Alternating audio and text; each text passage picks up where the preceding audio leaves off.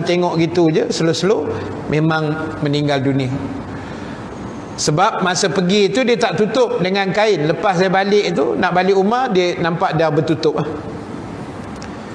Jadi bila saya tengok cerita dalam Facebook kami punya grup Sarjana Utama ni, budak yang meninggal ni budak muda, umur 27 tahun. Dia naik motor, terbabas, langgar pokok. Allahu Akbar. Tuan-tuan, pokok dia bukan besar mana tuan-tuan. Dia punya pemeluk pokok tu adalah besar ni sejengkal lebih kurang. Bukan jenis sepemeluk. Batang pokok dia kecil-kecil je, besar-besar ni. Makna kalau ikut adatnya, terlanggar pokok tu, adatnya tak matilah. Itu adat. Tapi Allah kata mati. Dan yang lebih sedih tu pasal bulan depan dia nak kahwin, umur 27. Dia bawa balik kerja malam, pulun cari duit nak kahwin. Tapi dia satu budak yang sangat baik, sebab tiap-tiap malam dia akan bawa ayah dia datang pergi masjid dengar kuliah. Baik itu Allah ambil dia pagi Jumaat. Itu rezeki dia lah. 27 tahun. Hari Jumaat minggu lepas. Hari Ahad saya kuliah di Masjid Kampung Nahoda, kuliah subuh. Dapat berita anak sahabat kita Haji Khalid Batu Cave Catering, anak dia meninggal, mati lemas dekat sebuah lombong di Bukit Beruntung. Dia nak pergi mandi ke mancing dengan kawan-kawan, dengan adik-beradik ke apa, tak pastilah. Lepas tu dah sampai area tu, dia suruh geng-geng dia jalan dulu, gerak dulu lah, naik motor tu slow-slow. Muslimin dan muslimat yang dirahmati Allah sekalian. Jadi bila sampai di kawasan lombong itu, jadi arwah ni diminta kawan-kawan ni jalan dulu, pasal dia nak terbangkan drone. Sebab dia nak shoot gambar dengan drone tadi dalam hutan apa semua, cantik lah. Takdir Allah, dia punya signal drone dia tu lemah, menyebabkan drone dia jatuh dalam lombong. Jatuh. Jadi bila jatuh, dia pun terjun pergi nak ambil drone dia, dan dia tenggelam timbul, lemas dalam setengah jam macam tu. Walhal, ni nak kata ajal tu, adik Daud ni, dia satu budak muda yang pandai berenang. Memang bab berenang dia terror. Tapi yang kata ajal tu kan, walaupun dia pandai berenang pun, sampai masa dia jadi tak boleh berenang. Pun sama, umur 27 tahun, bulan depan pun nak kahwin juga. Tapi Allah ambil dia dulu. Jadi tuan-tuan, ini cerita kematian. Dan yang semalam pula kita tengok arwah abang ni, kalau kita tengok satu hadis Nabi sallallahu alaihi wasallam, Nabi kata, ambillah iktibar terhadap orang yang sudah mati di kalangan kamu. Nabi suruh kita ambil iktibar atas kematian manusia. Memang ramai, saya rasa majoriti besar lah, dapat berita semalam tu memang terkejut lah. Yang mana kenal dia memang terkejut. Tetapi itulah kematian yang Rasulullah kata kadang-kadang dia datang mengejut. Kan? Baru je jumpa tadi kuliah Ustaz, tengok dah meninggal. Memang macam itulah. Kematian memang macam tu.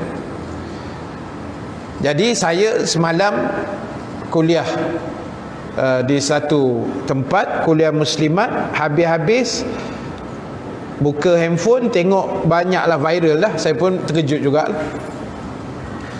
Tetapi yang ialah orang kata lebih memeranjatkan kita bila kehadiran manusia di Masjid Zakaria Batu Lapan, Gombak Utara.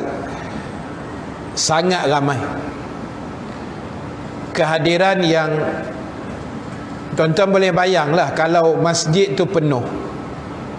Bila solat jenazah arwah abang semalam ni, masjid tu penuh. Lepas tu sambung dengan koridor luar, koridor belakang, koridor tepi. Dia bukan macam semayang Jumaat, tuan-tuan. Pada saya 2 kali ganda semayang Jumaat. Sebab kalau semayang Jumaat ni kita ikut soft. Semayang mayat mana dia ikut soft macam tu tak? Sebab dia tak ada rukuk, dia memang rapat-rapat gila punya. Bayangkan rapat-rapat macam tu pun penuh satu masjid sampai keluar, sampai ke belakang. Pergi kubur pun jam teruk kan. Cuma saya semalam memang ialah tak ada kesempatan nak datang semalam, ada urusan sikit. Jadi kita tengok dalam live Facebook apa semua. Itulah yang Nabi suruh kita ambil pengajaran. Banyak orang bercakap dan benda ni masih lagi diviralkan sampai hari ni. Dan saya rasa 2, 3, 4 hari ni cerita tu akan keluar lagi. Pengajaran pertama yang kita boleh ambil ialah kita jangan cepat menghukum manusia. Bila kita tengok mungkin dia artis, dia jenis tak tentu hala, kita kata dia ni mati besok teruk ni. Jangan, belum tahu lagi. Kita yang geng masjid ni pun belum tentu lagi ni mati kita macam mana besok tak. Kematian kita ramai mana nak datang belum tahu lagi, banyak mana besok. Kita harap yang terbaik lah, insya-Allah. Jadi tuan-tuan bayang, semalam hari Isnin tau, bukan hari cuti. Semalam ni hari bekerja. Tapi mana datang orang? Manusia bukan boleh berpakat-pakat.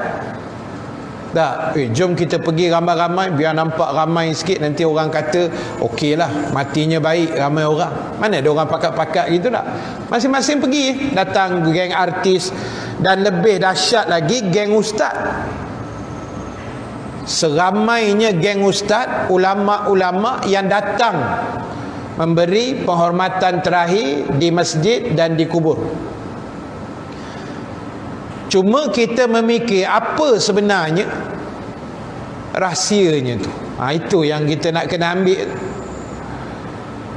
Jadi hasil yang kita dah semak, kita survey, kita tanya, kita cek balik, dan kita tengok sendiri dengan biji mata kita. Memanglah arwah abang ni dia pertama, dia jenis mudah mesra, mudah berkawan, mudah bergaul. Dia jenis tak pilih siapa. Orang kata senang bergaul, senang berkira dengan dia, dan dia pun tak berkira dengan orang. Dan dia sangat menghormati para ustaz, para alim ulama. Sangat menghormati. Itu yang boleh berani saya cakap. 2 tahun lepas saya berkesempatan dengan izin Allah dalam satu majlis forum di Bandar Country Home Rawang. Ahli panelnya saya, Al-Fadhil Ustaz Halimdin, Al-Fadhil Ustaz Datuk Nizam Kamaruzaman. Orang awak lah, orang Minang, Datuk Nizam. Moderator arwah abang. Huru-hara forum tu tuan, tak jadi forum lah kan, pasal memang lawak sungguh. Dia tanya soalan, kita dah gelak dah, kita nak jawab pun dia buat kelakar. Jadi macam mana huru-hara forum malam tu. Tapi seronok lah, pasal ramai kan. Buat tu bukan dalam masjid, dekat karnival, penuh, kemah tu penuh. Tapi dia memang, kita kata berakhlak lah. Habis forum dia kata apa? Ustaz, minta maaf Ustaz, gurau tadi atas stage buat kelakar sampai Ustaz tak boleh jawab soalan macam-macam. Tapi baguslah, maknanya yang pertama kita kata akhlak. Dia mudah bergaul, akhlak dia baik. Nombor 2, baru kita tahu dia satu orang manusia yang sangat pemurah, suka belanja orang, suka derma, suka bantu anak yatim.